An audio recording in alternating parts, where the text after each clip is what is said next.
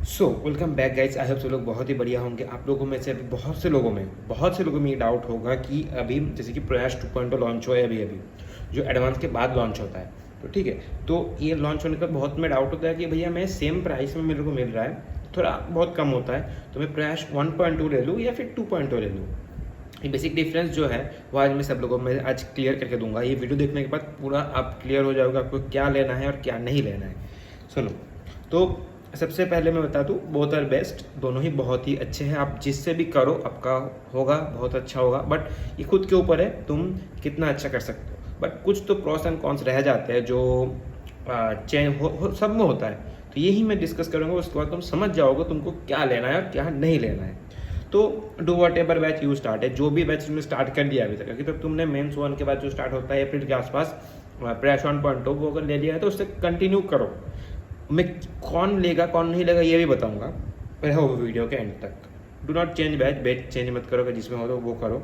Do not change teacher in the middle of course. इस course के दौरान बीच में कभी भी किसी भी कोई भी टीचर को ऐसा मत करो चेंज कर लिया कि ये समझ नहीं आ रहा। समझ तुमको क्यों नहीं आ रहा है इसका भी रीज़न है, क्योंकि तुम कंसिस्टेंट नहीं हो। तुम कोई और दूसरे टीचर में जाओगे 2 दिन समझ में आएगा, उसके बाद फिर से तुमको समझ नहीं आएगा, कुछ सेम प्रॉब्लम होगा। इसीलिए मैं बोलूँगा जिनसे तुमको पहले समझ आ रहा था ना, एक होता है कि पहले दिन से समझ नहीं आ रहा, एक होता है कि तुम करते करते करते करते रहो बट अभी समझ नहीं आ रहा, ठीक है। तो तुम अगर ऐसे स्टूडेंट हो कि कर रहे थे पहले समझ आ रहा था अभी समझ नहीं आ रहा, तो तुम इसको चेंज मत करना, क्योंकि ये सबसे बड़ी गलती होती है। तो ये इसके ऊपर अलग से वीडियो बनाएंगे हम, वो छोड़ो, अभी आज मेन टॉपिक पे आते हैं। बेसिक डिफरेंस स्टार्ट करते हैं प्रयास 1.0 2.0 के बीच में। सबसे पहले आता है स्टार्टिंग डेट प्रयास 1.0 स्टार्ट होता है अप्रॉक्स फर्स्ट मेंस के बाद, उस अप्रैल के आसपास, जैसे कि यहाँ पे 21 अप्रैल के स्टार्ट हुआ था इस बार का प्रयास। और प्रयास 2.0 कब स्टार्ट होता है? अबाउट जून, ये एडवांस के बाद ही होता है, अप्रैल में जून। अभी मई खत्म हो गया तो जून में स्टार्ट हो जाएगा।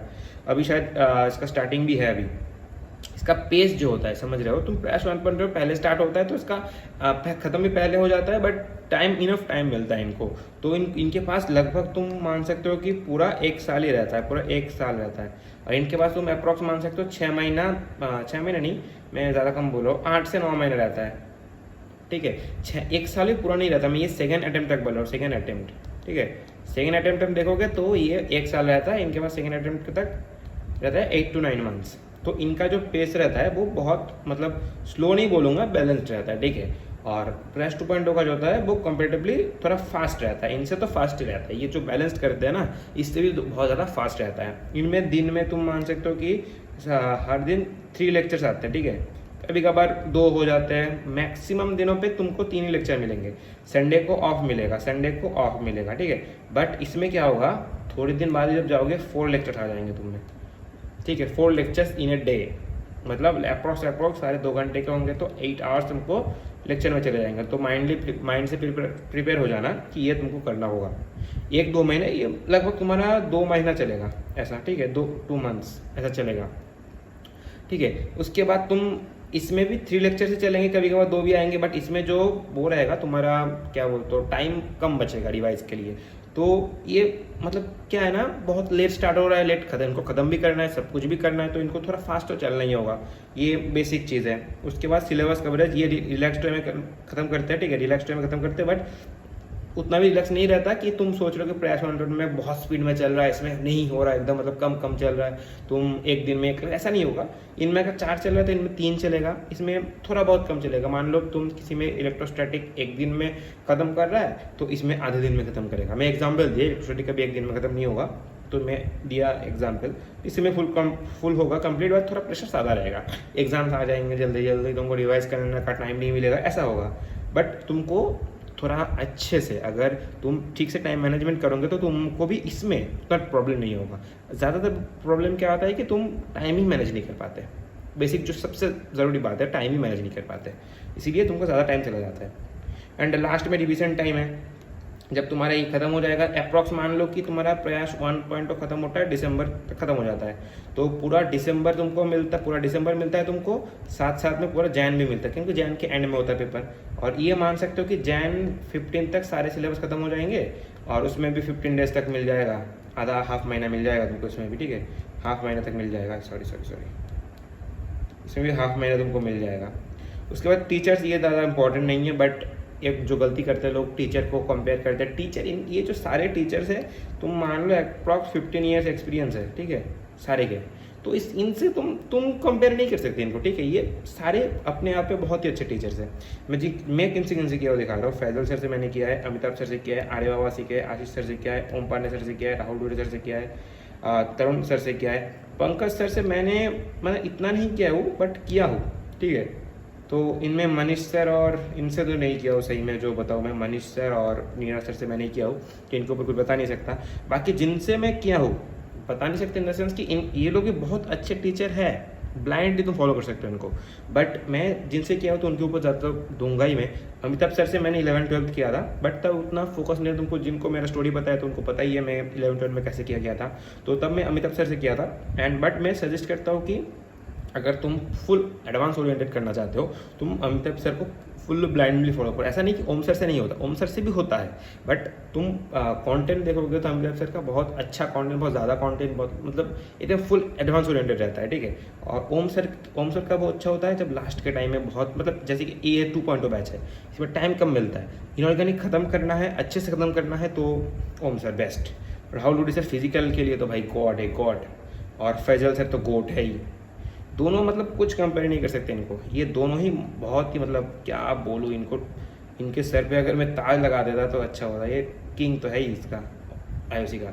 और ऑर्गेनिक में राहुल डोडी से प्यार हो जाएगा। तुम अगर आर्य बाबा से करोगे ना, प्यार होगा ही, ठीक है। अगर नहीं हुआ तो बताना तुम भाई, ठीक है। अगर तुम आर्य बाबा से किसके नहीं होगा मैं बता रहा हूँ, आर्य बाबा से अगर तुम क्लास कर रहे हो बट तुम उनका होमवर्क नहीं कर रहे हो, ठीक है, तब सबसे ज़्यादा प्रॉब्लम आता है। अगर तुम डेली इनका होमवर्क करते रहोगे ना, तुमको ऑर्गेनिक इतना अच्छा आएगा, तुम 100% एक्यूरेसी से मेंस में, एडवांस में भी तुम कंप्लीट करके आओगे, ये मेरी गारंटी है, अगर तुम आर्य बाबा से सही से करके जाते हो। चलो गया। अब मेन टॉपिक जो है सूटेबल, किसके लिए सूटेबल है ये बैच। प्रयास 1.0 तो जिन्होंने ले लिया, जब जिनका हो गया, ठीक है।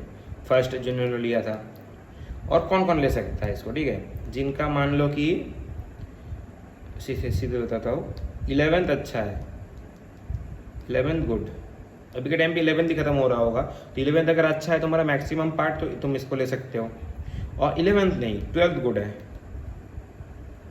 ठीक, तो इसको ले सकते हो, क्योंकि ये इसमें तुम 11th वगैरह ख़त्म हो जाएगा तो कर सकते हो। 11th पहले ख़त्म हो जाएगा तो 11th के टाइम पे तुम जब 12th आओगे, अब जब 12th स्टार्ट होगा तब उसको ज्वाइन कर सकते हो, अभी 11th रिवाइज कर सकते हो, टाइम है तुम्हारे पास। अगर तुम 12th तुम्हारा अच्छा है तो अभी अच्छा, 11th खराब है तो 12th जब होगा तब तुम 11th को पूरा रिवाइज कर देना और 12th को रिवाइज करता रहना तब।